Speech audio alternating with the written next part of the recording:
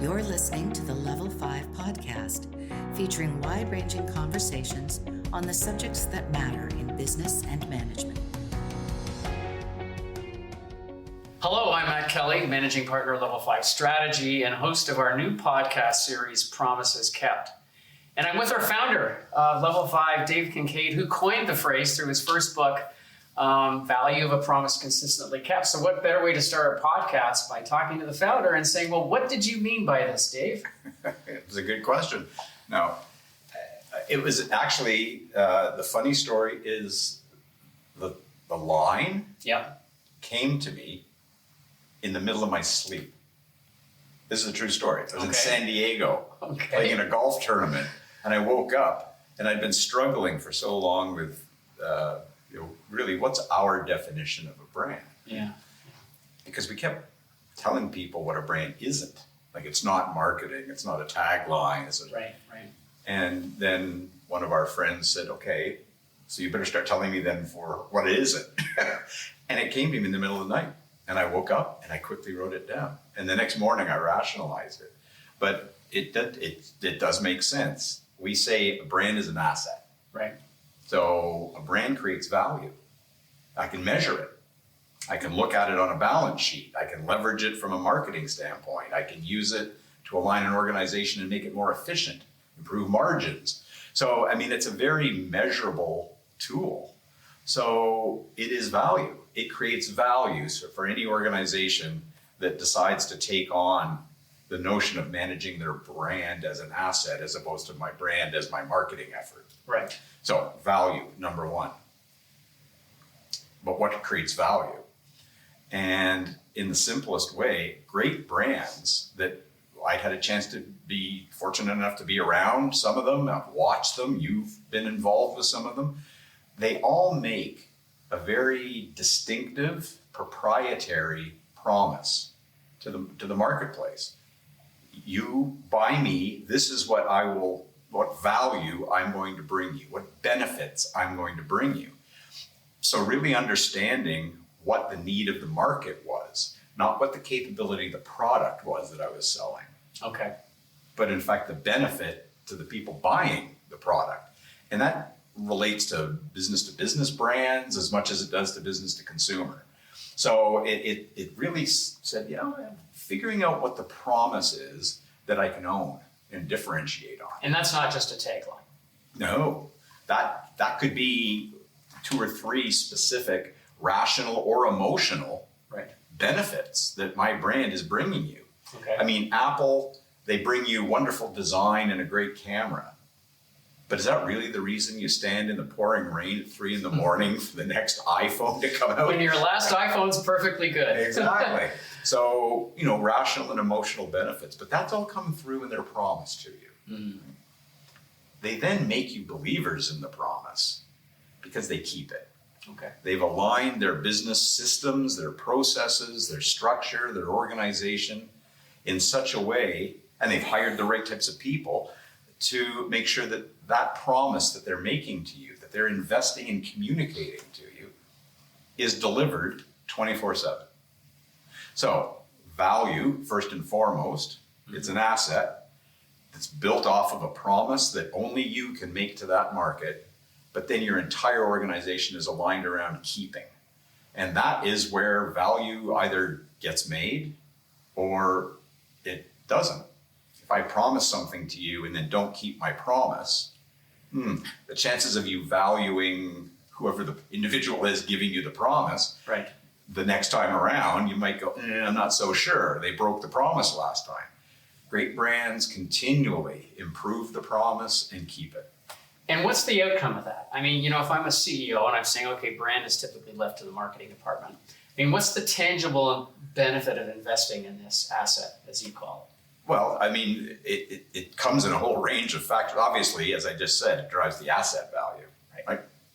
You make more money. Yeah. Your margins improve. Okay. I can command a higher price premium than my competitors. Because I am so focused in getting my organization around delivering on one thing, you become more efficient.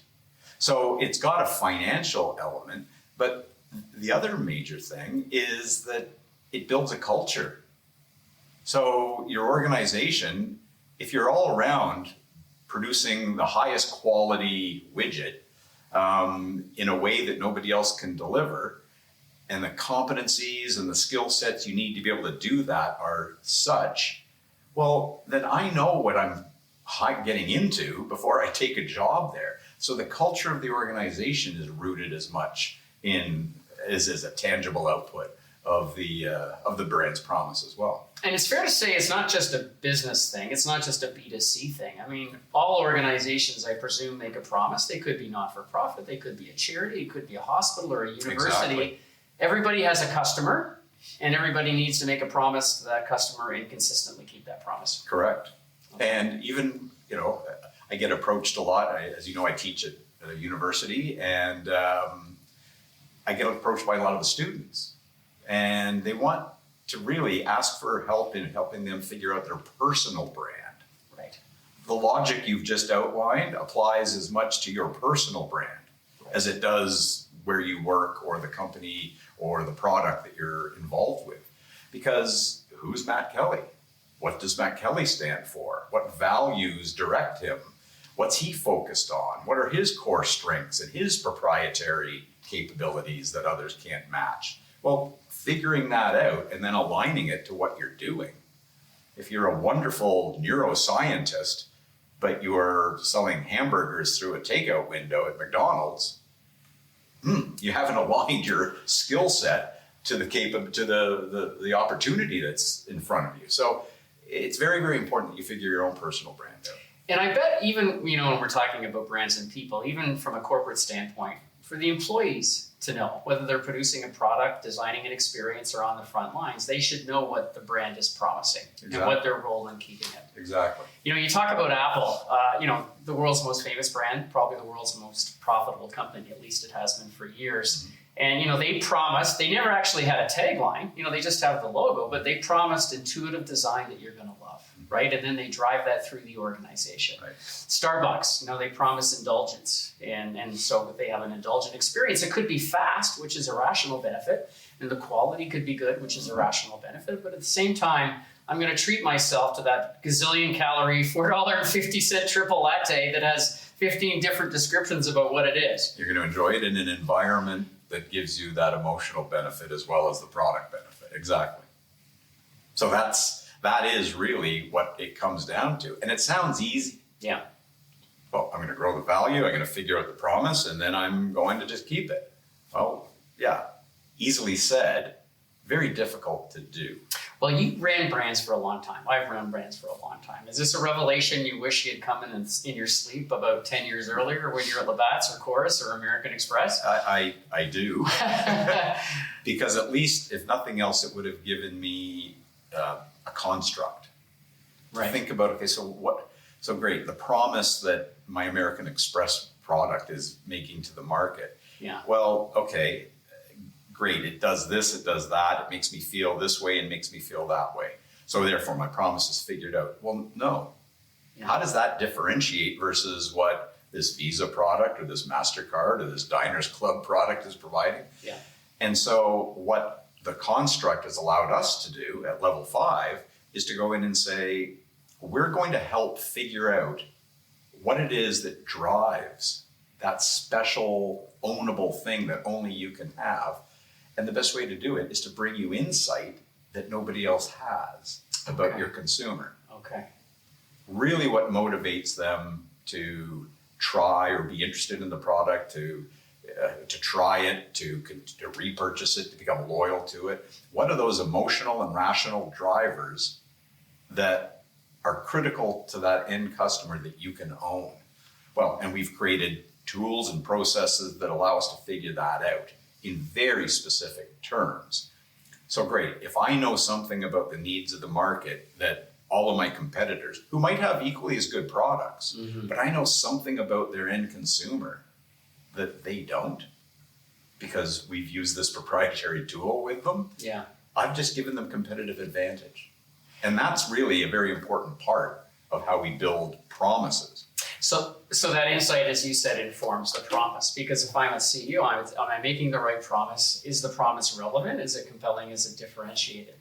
So what is it about our approach to research that's different? Everybody does research. Yeah, sure. The key thing is, as I've said a couple of times, there are emotional factors and rational factors. Right. What we discovered early on, and I look back now to my years at Labatt, people were very brand loyal, brand specific. Used to call it a bar call. Yeah. I would go in and, no, I'm not going to have any beer. I want that brand. Yeah. I want my Budweiser or my Stella Artois. Yeah.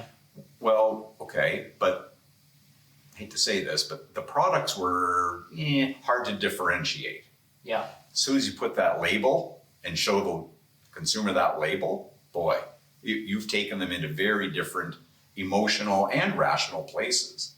So if I'd had this ability to understand the role and the importance of emotion and be able to measure it, I would have been able to hit a lot more home runs during a very competitive, heady times in the Canadian beer market. But also importantly, I've been able to develop an understanding of what the motivators are for the brand, and therefore, how do I sell it? What kind of people should I hire to sell that type of a promise? Because it's an emotional proposition. Right. These brands differentiate on emotion. Right.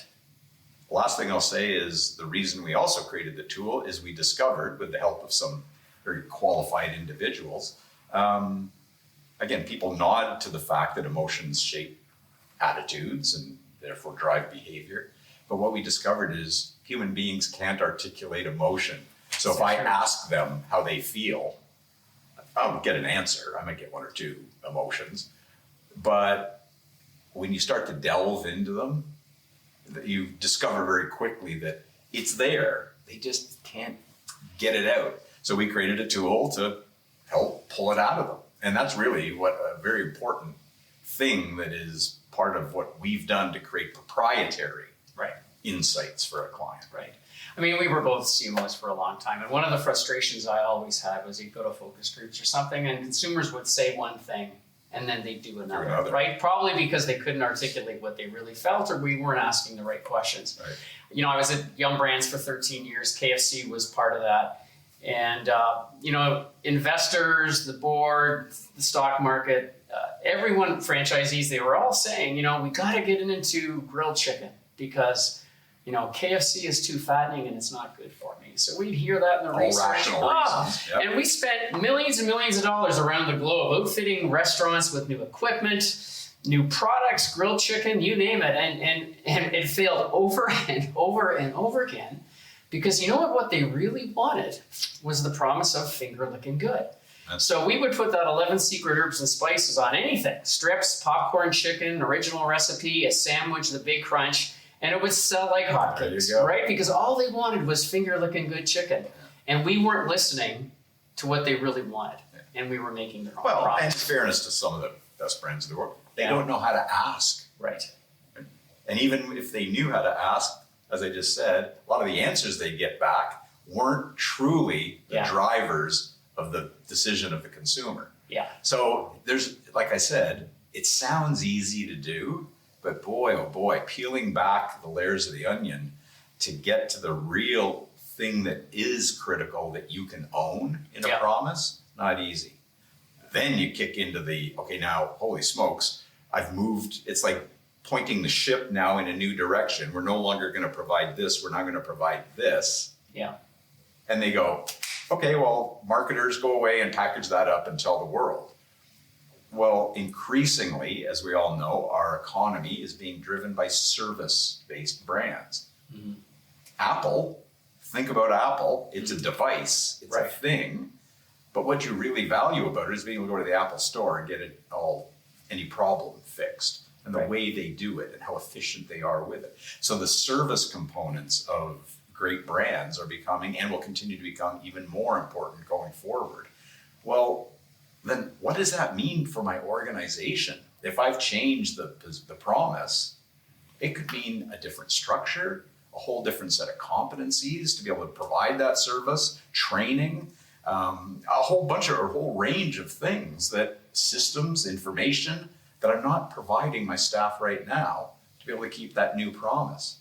So the smart CEOs, and it's the ones I talk about in the most recent book, Right. say, great, I understand the promise. Now, what are the implications to change within my organization? What do I need to change?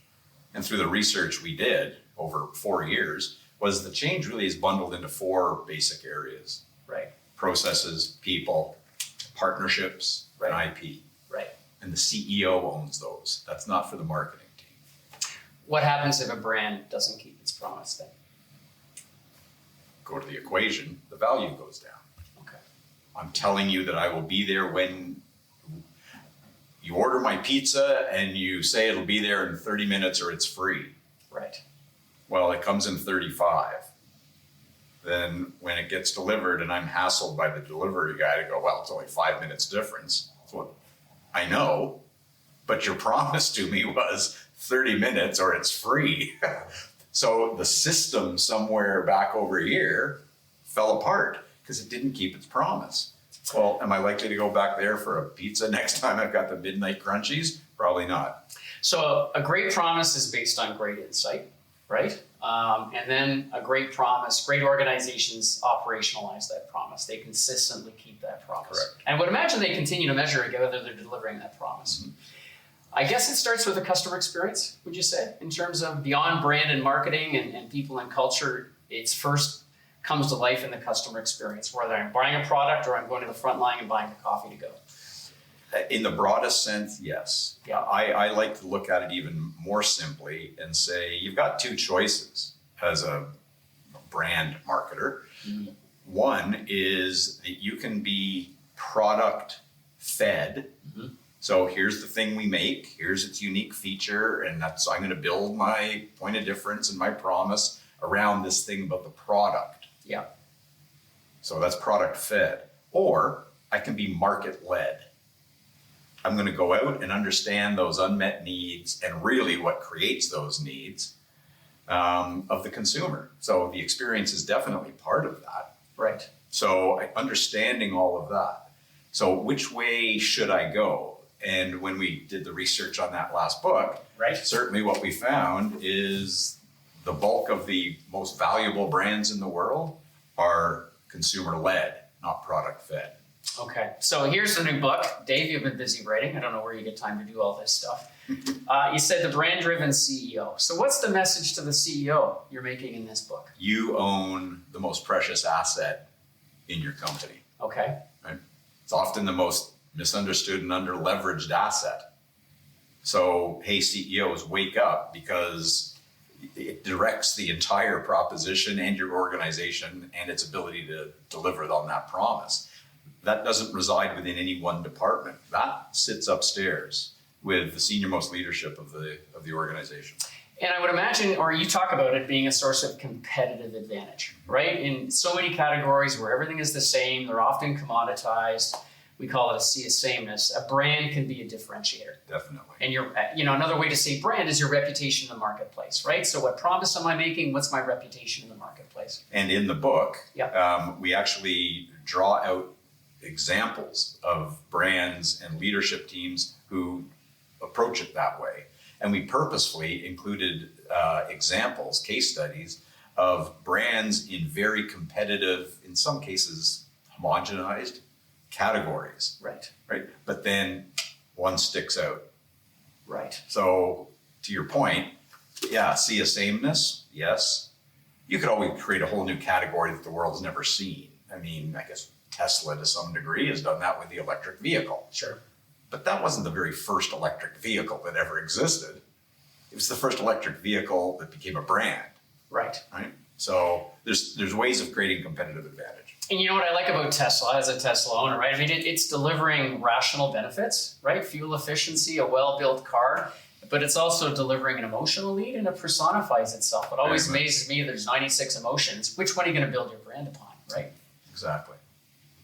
Don't give away all that. We don't want everyone knowing how many emotions there are out there. So at the end of the day, I mean, a CEO really needs to think about owning their brand, not delegating that down to marketing. And that's, I guess, what you've seen over your career is you don't have to be a marketing CEO to be a brand-driven No. CEO. No, and in fact, in the examples in there, I would say individuals who with a marketing pedigree Yeah. might be 50% of the CEOs that we've profiled. Right. And I think it's also a simple fact that strong branded organizations simply outperform, whether it's the stock market, revenue margins, market share, maybe even attracting and retaining people, right? The best brands outperform those that aren't great brands. Exactly. And I try to show in here a whole range of measures Yeah. and demonstrate the point you just made. But on average, in terms of market value, 7 times multiple. Okay. So last question for you. I'm a CEO, you got my interest. Where do we start? What's the first thing I do? Very first thing is I love sitting down with you and your 5 leaders, 6 leaders, however many it is, Yeah. and asking one simple question. Which is? What business are you in? Okay. What do you mean by that? Well, I get the exact same reaction. They say, well, we're in the chair business or the shirt that we make. Yeah. And I said, well, that's good, but that actually isn't what I asked you. Yeah. I didn't ask you what you made or sold. Right. I asked you what business you were in. And they often are still looking at me because when I've asked the question around that leadership table, I may get 3 or 4 different answers. That tells me something. Okay. They're not aligned. They're not aligned. Okay. Second, they're not aligned because they're not focused on the benefit that their product is creating or delivering in the market. Okay. I've never known a business to survive that doesn't create value. Right. What creates value? Benefits, not features. Okay. Somebody's got to receive your feature and go, wow, I want to stand in the pouring rain at 3 a.m. to get that new camera. Right. So the benefit to me is rational and emotional. Okay. So understanding the benefits. So you very quickly find that a leadership team is approaching the brand in many different ways. So step 1 is let's get them all on the same page, in fact, around what business they were really in, and then assess, okay, so how well you're delivering on it today. Okay. So I'm Starbucks, I'm in the indulgence business. I'm trying to, I guess that leads you to eventually what promise we should make. Once I understand exactly what business, the benefit that we're providing. Right. So when you tell me you're in the indulgence business, you're an emotional benefit. Right. Okay, I'm expecting to really dig into and understand what are those emotions that you own Okay. and that are most critical, that can be measured, that drive consumption, volume, share.